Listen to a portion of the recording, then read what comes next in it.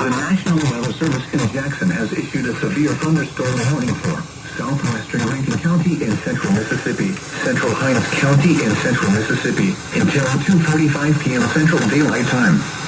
At 1:43 p.m. Central Daylight Time, a severe thunderstorm was located near Bolton, or near Raymond, moving east at 25 miles per hour. Hazard, 2-inch hail and 60 miles per hour wind gusts. Source, radar indicated. Impact, people and animals outdoors will be injured.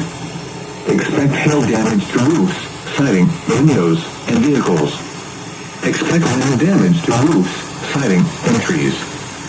This severe thunderstorm will be near Jackson, Clinton, and Raymond around 1:50 p.m. Central Daylight Time. Around 2 p.m. Central Daylight Time. Richmond around 2:10 p.m. Central Daylight Time. Florence around 2:20 p.m. Central Daylight Time. Pearl around 2:25 p.m. Central Daylight Time. Lights around 2:30 p.m. Central Daylight Time. For your protection, move to an interior room on the lowest floor of a building.